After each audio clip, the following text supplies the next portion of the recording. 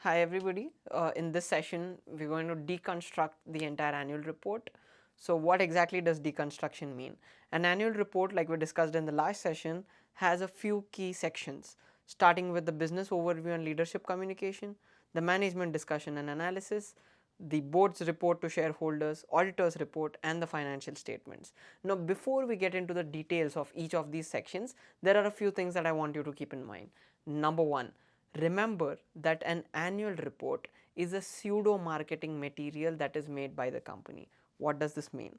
So the company of course does not want you to read or understand anything that's negative about the company. I mean, if it was my company, I'd like you to know the most positive things about my business, right? So while you can expect transparency and honesty from the management, you need to understand that your expectations need to be tempered, right? Which this means that any data or information that you're able to see in the annual report, always question it.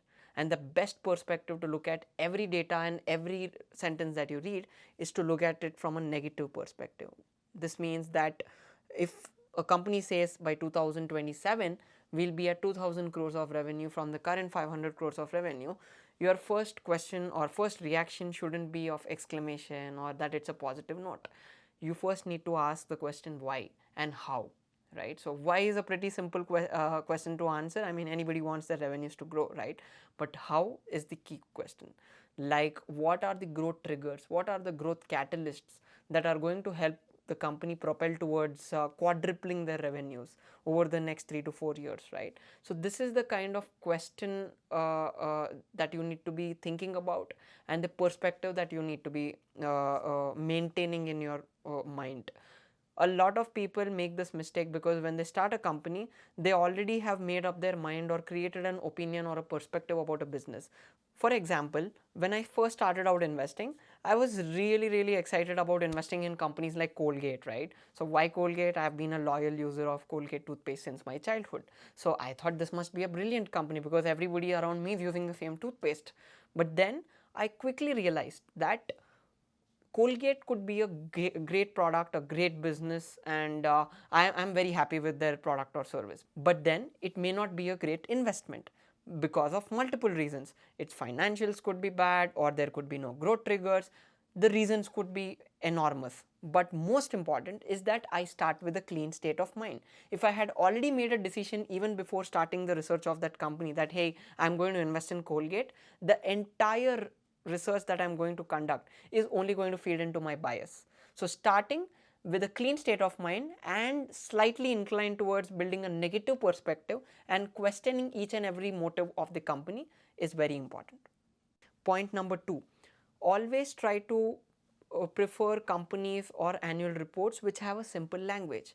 Again, let's get into a little in depth of what this means, right? So say for example, I want to understand a particular business or the activity that a company is involved in. Say it is into steel processing or steel manufacturing. Now I am a layman when it comes to understanding the steel sector, right? I have never worked in the steel industry and I have absolutely no idea about metallurgy in general. So I expect the company to educate me. Now educate me is not something like a Nirvana session of 2 hours or 12 hours. That's not what we're talking about here. But we expect the company to put in very simple, clear words what their business is. Now if a company or management is not able to explain in simple words what they do, then I can't trust them with my money in some ways, basically, right? So again, this is one of the factors. Please do not think that any of the single factor that I'm talking about should make or influence your investment decision single-handedly. It is always a sum of all factors that must lead to your investment decision. Point number three, what is a company not trying to say?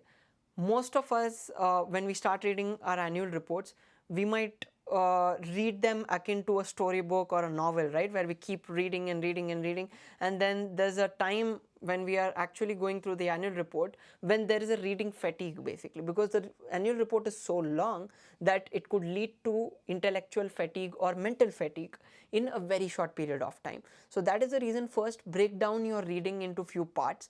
Do not do it at one go if you're not an avid reader already, and don't try to consume all information, otherwise you're going to get overwhelmed. Now, if you want to understand or read between the lines about what the company is not talking about, the best way to do it is by comparing annual reports of different years. So we recommend that for every company, you should read at least 5 years of annual reports, because it helps you understand the promises that the company made in the last few years and how well they have lived up to. And there are very important indicators. For example, in say 2021, a particular company spoke about starting a new line of business in say medical equipment. The company was initially involved in real estate, but they said, hey, I mean, it's a COVID time, who doesn't want to be in the medical or the healthcare industry, right? So they start doing that, and they announce their plans to venture into it. But in 2023 or 2024, the annual reports that you see have absolutely no mention of that.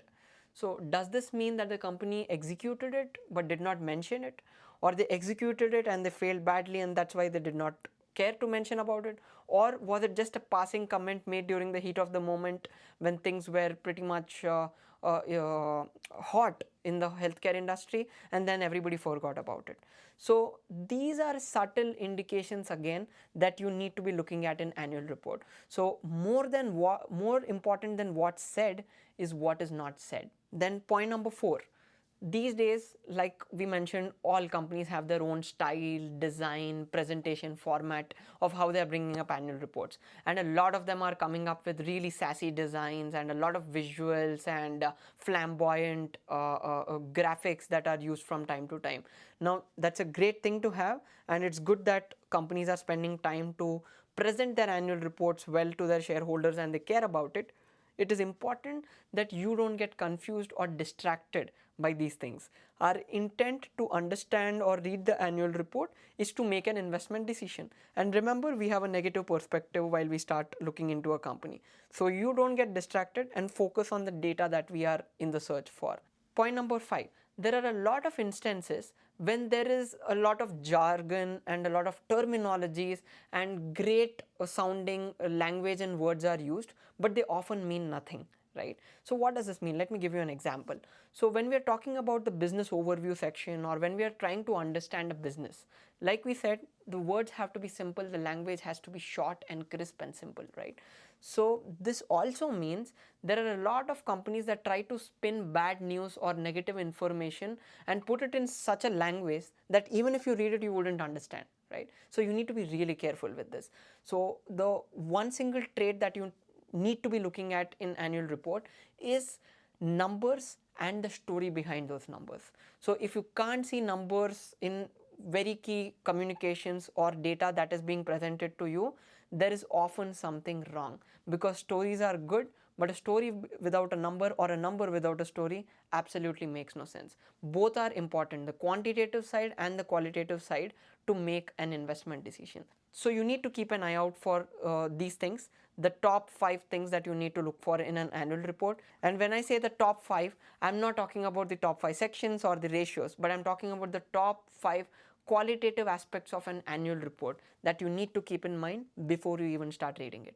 So now coming back to our agenda of deconstructing the annual report, we'll start with the first section, business overview and leadership communication. Now this section talks a lot about the business and the business activity that the company is involved in. So this explains the segment-wise revenue, the segment-wise financial performance, geography-wise breakdown of key financial details, the imagery of the site or a manufacturing facility or the factory if it's a hardware or a product based business, or in case of software or tech based companies, they talk a lot about their services, they talk about their intellectual property and how their clients are responding to their services, testimonials.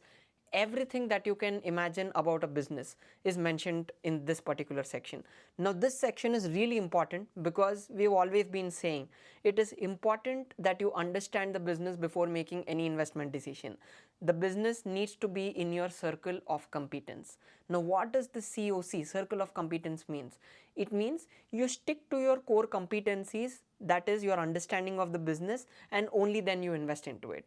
Because when you put your money in businesses which you do not understand, the risk of losing your money increases tremendously. That is the reason this is a very, very important section that you need to focus on. Don't get again distracted by those visuals. Focus on the data. Your agenda in this section is to understand what exactly is happening. For example, look at this visual from the Tata Steel annual report of FY 23-24. It explains their entire business in such simple detail, right? I look at that one single visual and I'm able to understand what exactly Tata Steel does, right from mining till the product reaches its customers in just 8 steps.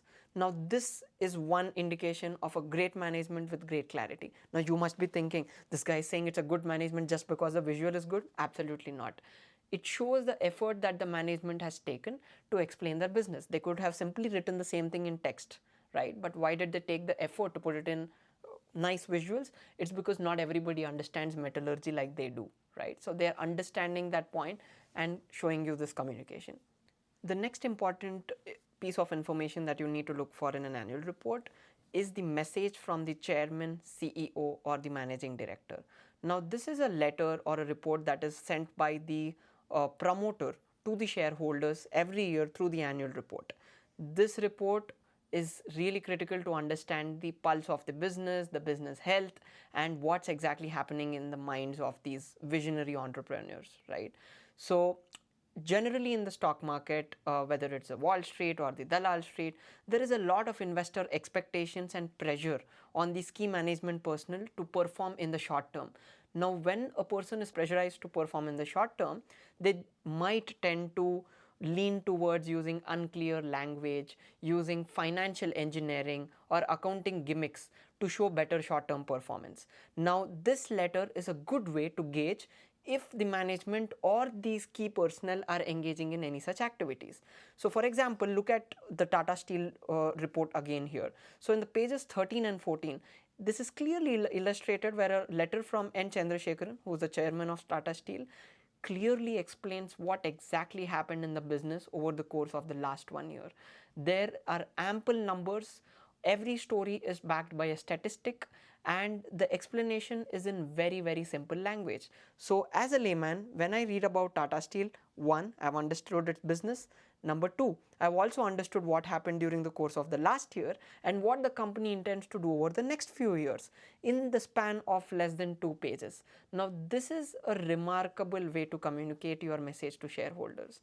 Now this report becomes even more key when there is a role transition or a change in promoter or management within the company. Now why am I saying this? This is because each individual or each a team has a very different strategy or a very different way of approaching a business. So when you have invested into a company and there is a next generation or the next cycle of team that takes over the company, you need to understand if they are very well aligned with the values and ethics and the fundamentals that you invested into the company when you made your initial investment, if you are already invested into it, right? So this becomes really important when there is a key role transition. I repeat, a key role transition represents change in the CEO or the any promoter level position or the CEO or any other CXO position that is critical to the company's operations. Within this report, it is also important to understand the tone of the messaging. Is it aggressive? Is it cautious? Is it hopeful? Is it promising? Are they focusing a lot on inorganic growth, organic growth? Are they talking about sustaining their current numbers or about degrowth, or what is their take on the entire industry? So things like these will give you immense insights into not just understanding the business, but the business in the context of the industry. Now, what do I mean exactly by that? You could be investing and looking or reading into a great business, but what if it is in an industry that is actually degrowing? right? Or it has a risk of obsolescence in the near future. That is the reason you also have to focus equally on understanding the industry. Now, a lot of report to shareholders from the key management personnel have a lot of data about the industry or sector and the entire economy that they are working with. So that should give you a good insight into what exactly you are investing into or what you're getting into. Another important data that you need to look for in this section of the annual report is the constitution of the board. This means you need to individually analyze each board member and understand whether they are here by merit or by nepotism, or because just it's a family driven company, so the family members will take over even if they are immature and they are not ready to run the business. Now, there is no problem if it's a family run business. There are really successful businesses in the world that are run by families. On the other hand, there are really poor companies that are run professionally but they don't make any money. So this is not a debate about whether you should invest in a professionally run company or a family driven company, but it is important to understand whether the idea of meritocracy exists in that company. Is somebody part of the board just to put their vote in favor of their family member, or are they there because they deserve that particular position? And how do you do that? These days, every one of these board members would have a LinkedIn profile to begin with, or any other social media handle, or say they would have their interviews with the media, with the press. So you could go through each and every one. Now, this might sound like a little kind of tedious work that I am giving you all, but this is really important. Please go ahead and go through what their background is, what is their experience in the industry, where did they study from, or what did they study. And it's okay if there is no formal education of theirs in the sector that they are working in, but what have they done before, and why are they here, and what is their role within the company, how long have they been serving on the board, are they attending the board meetings on time or in a regular manner, are they involved in the active operations, and especially when it comes to independent directors, are they really independent, right? So what is there any familiar relation between independent directors, or are they really independent and actually showing the right path and direction to the board? You will get to know. Of course, you cannot eavesdrop into a board meeting and try to understand who's adding what kind of value, but the results would be visible in the company's financial performance, the corporate governance, standing of the company, and other internal policies if there is a healthy board in place. So another thing that I liked really with the Tata Steel annual report is on the page 19 when they were explaining their movement towards net zero by 2045 and overall in terms of their operations. They mentioned about their UK business, which we all know has been grappling for quite a while. So they have not minced their words while explaining this part of their business. So they clearly mentioned they want to reverse a decade of losses in this particular entity. Now, everybody knows that has been a leak in their finances from a long time, and this has been loss making. But to put it in so clear words and not to cover up or try to use complicated language where they say we are looking for a transformation, this is a pivotal movement in our say the turnaround of such a business, they get straight to the point and then they list down the action points that they're taking to actually make a difference to the financials of the company, especially pertaining to their UK business. Now, this is a subtle but a clear indication of what a transparent company looks like. Now, please be aware that this is not a recommendation video for investing in Tata Steel, right? So I'm taking this as an example, and there are many really good companies out there whose annual reports are up to the mark, and this is just for educational and explanatory purposes. Please do not consider Tata Steel as an investment recommendation, because like I said, the best way to invest is by conducting your own personal research. So going ahead and scrolling down to pages 20 to 25 in the same annual report of Tata Steel, one more thing that I noticed is the clear articulation of goals. So when the company was discussing about their CSR activities, social and sustainability goals, they mentioned that they want to be net zero by 2045. Now you might be saying, of course, that's a simple goal. I mean, how else could they say that? Once you start reading annual reports that are not clear, you will understand that this is a goal that is very well put. it's less than 3 to 4 words. It has a number attached to it, it has a deadline, and then there are steps and action plan that also follows this claim basically. So irrespective of whether the company achieves that or not, the indication of a transparent, clear articulation and communication is proven in this section again by the company. Of course, the idea of understanding or analyzing whether the company has actually executed it is something that is an assessment that we would need to do at that point of time, and we do not need to wait until 2045 to actually make that decision. Like I mentioned before, you should look at the previous annual reports to see what is the track record of the company in fulfilling its promises. So are they sticking to their deadlines, are they sticking to their promises? So that's another thing that should give you an important insight into what you need to look for.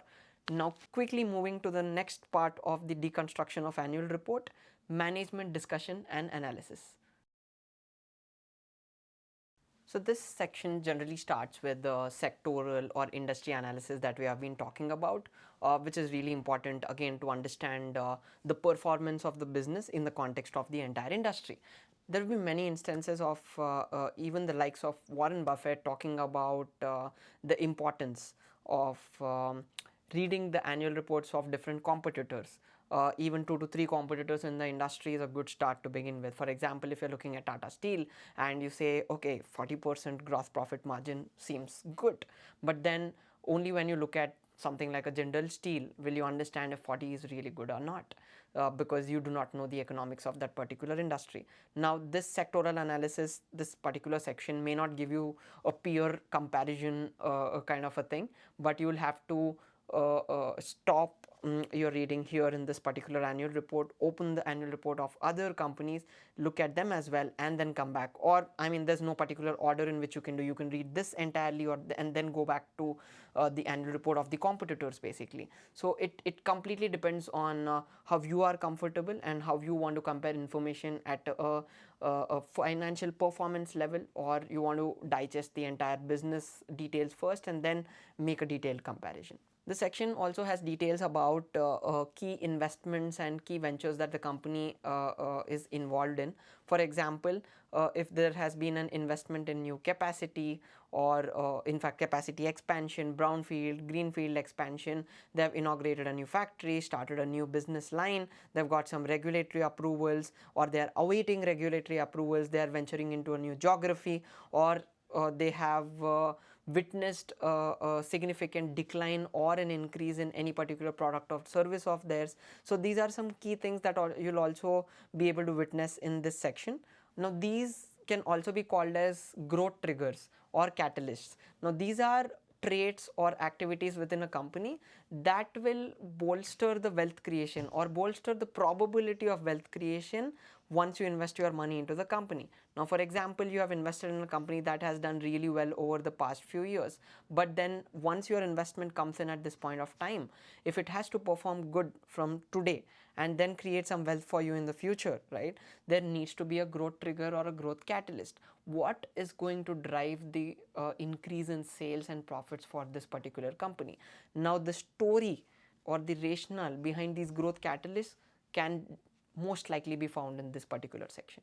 Next, every company has a key set of indicators or measures on how they want to be assessed or evaluated. Now there could be multiple names for that: key performance indicators, KRAs, North Star metrics, whatever that may be.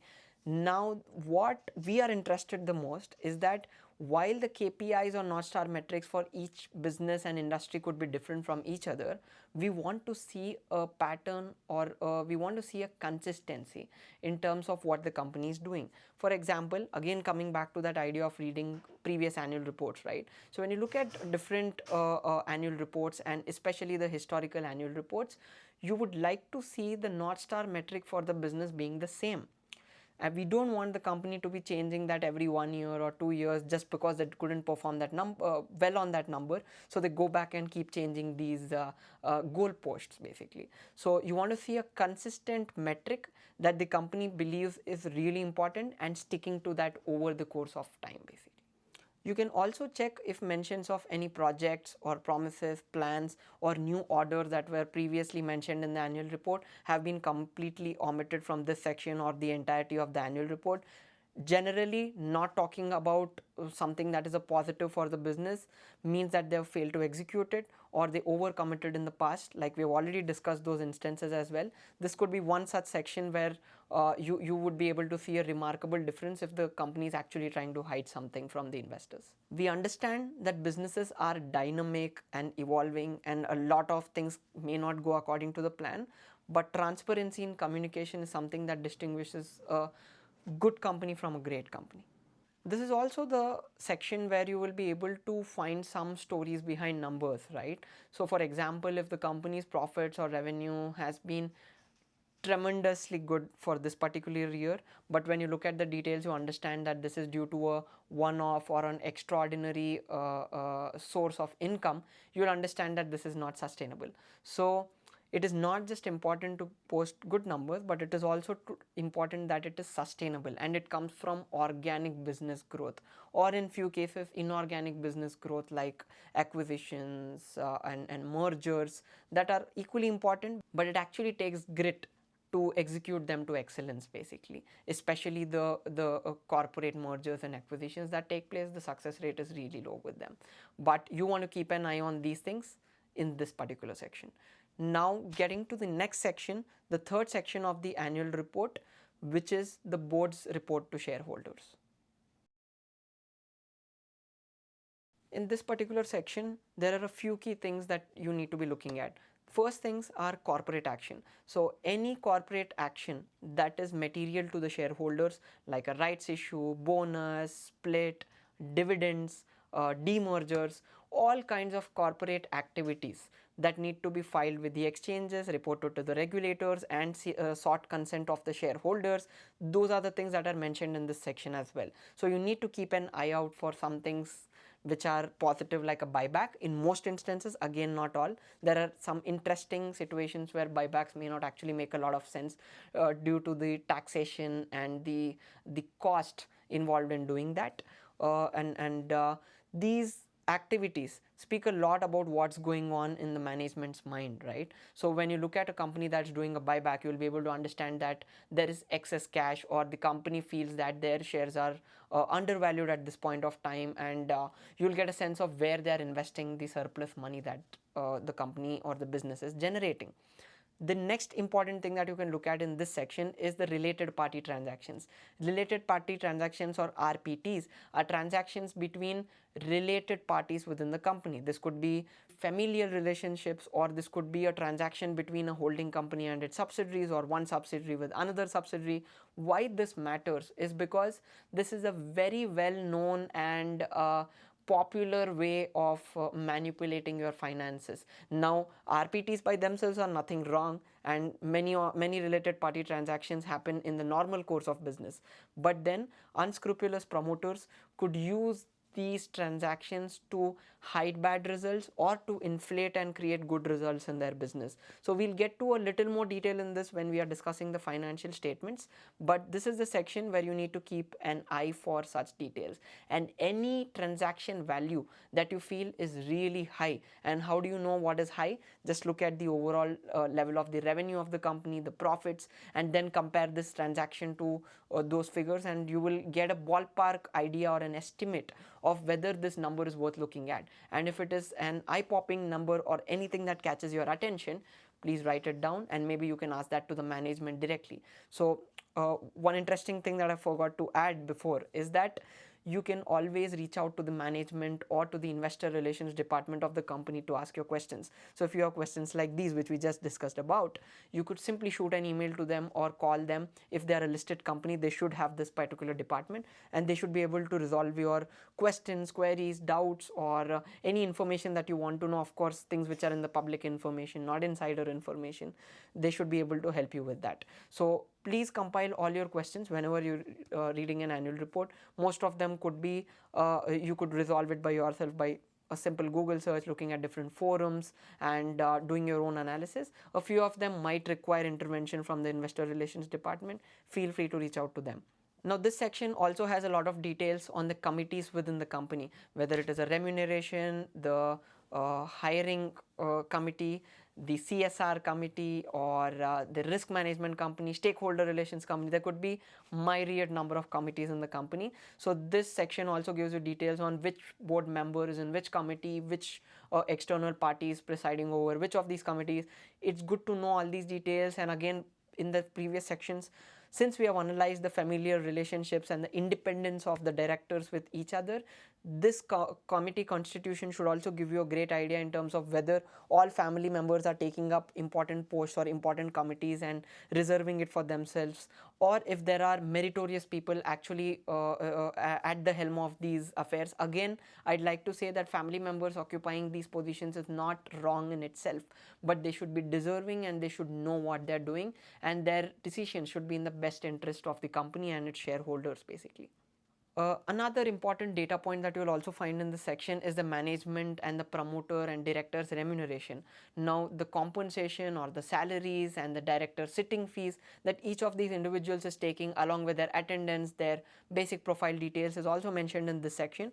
Please go through it very carefully. And a very good measure of understanding whether management's compensation is fair and reasonable is by looking at a few key aspects. Number one, is the remuneration or the compensation of the company linked to some kind of performance metric? Is it related to and is it a mixture of ESOP and cash, or is it just cash, or is it in line with what the management of similar revenue size or profit size companies are drawing at, and for their directors and promoters?